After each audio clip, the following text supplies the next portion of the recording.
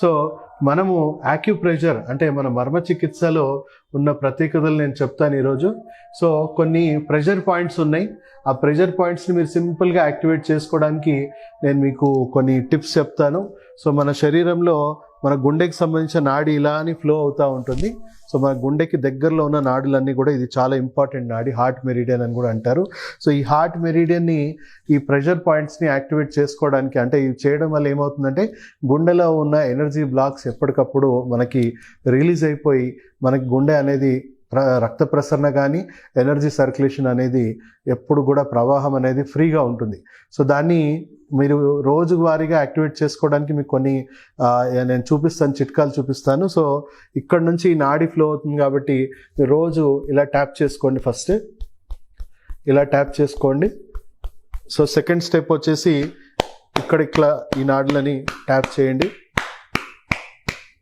అలాగే రెండు వైపులో కూడా ఇలా ట్యాప్ చేసుకోండి. నెక్స్ట్ మీ ఈ భాగంలో, సంఖ భాగంలో కూడా ఇక్కడ నుంచి డైరెక్ట్ గుండెకి చాలా రక్త ప్రసరణ అనేది చాలా మెరుగుపడుతుంది. సో ఎనర్జీ ఫ్లో అనేది అంతటా ఉంటుంది కాబట్టి ఇక్కడ కూడా దీని ఆపోజిట్ సైడ్ కూడా మనం చేసుకోవాలి. ఎందుకంటే ఈవెన్ అంటే లేడీస్కి కొంచెం సెంటర్లో ఉంటుంది గుండె. సో ఎక్కువగా వాళ్ళకి రెండు వైపులా చేసుకుంటే ఇంకా మంచిది. సో అలా మీరు పూర్తిగా రోజు మార్నింగ్ ఒక 5 to 10 minutes ఈ విధంగా ఈ ట్యాపింగ్ థెరపీ అనేది చేసుకోవడం వల్ల శరీరంలో ఉన్న నాడులు ఎప్పటికప్పుడు బ్లాకేజెస్ అనేవి, ఎనర్జీ బ్లాక్స్ అనేవి ఫ్రీ అవుతూ ఉంటాయి. దానివల్ల గుండె జబ్బు ఎవరికైనా ఉన్నా వాళ్ళకి మెల్లిమెల్లిగా అది రివర్స్ అవ్వడం అనేది జరుగుతుంది.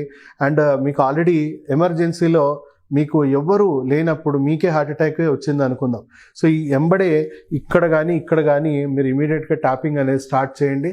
దానివల్ల అంటే మనం ఫస్ట్ 4 minutes అనేది చాలా చాలా ఇంపార్టెంట్, చాలా క్రూషియల్.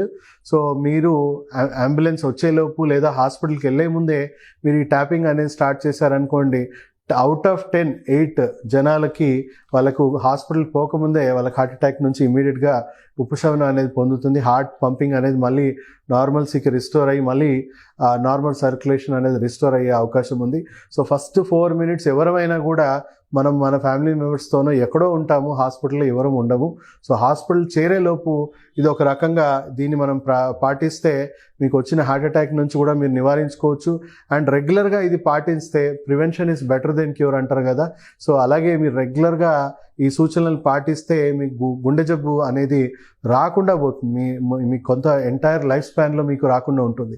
సో ఎవరికైతే వంశపారంపర్యంగా తల్లిదండ్రులు ఎవరైనా గుండె జబ్బులతో చనిపోయిన వాళ్ళు దయచేసి దీన్ని చాలా చాలా సీరియస్గా పాటించండి. ఎందుకంటే జెనెటికల్గా మీకు ఈ డిఫెక్ట్స్ వచ్చే అవకాశం ఉంటుంది కాబట్టి మీరు ఇవి పాటించడం వల్ల మీకు వచ్చే అవకాశాలు దాదాపు 100లో 90% తగ్గిపోతుంది. సో దయచేసి ఈ వీడియో ప్రతి ఒక్కరికి షేర్ చేయండి, ప్రతి ఒక్కరికి అవగాహన కలిగించండి.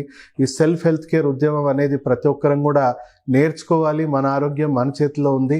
సో డాక్టర్స్ అనేది ఎమర్జెన్సీలో విషంతోనైనా ప్రాణాన్ని కాపాడాల్సిన పరిస్థితి వచ్చినప్పుడు వాళ్ళు మీకు ఉపయోగపడతారు. కానీ మీరు ఆరోగ్యంగా ఉంటే అలాంటి పరిస్థితే మీకు రాకుండా ఉంటుంది. కాబట్టి అందరూ కూడా ఈ సెల్ఫ్ హెల్త్ కేర్ అనేది నేర్చుకోవాలని మేము behalf of public health care council మీ అందరికీ అప్పీల్ చేస్తున్నాం. ఈ అవగాహన ప్రతి ఒక్కరి ఇంటికి చేర్చేలాగా మీరు అందరూ కూడా దీన్ని కంపల్సరీ లైక్ చేయండి, షేర్ చేయండి. అండ్ ప్రతి ఒక్కరికి ఈ వీడియోని షేర్ చేసేలాగా మీ వంతు బాధ్యతగా తీసుకోవాలని కోరుకుంటూ సెలవు తీసుకుంటూ మీ డాక్టర్ సాగర్.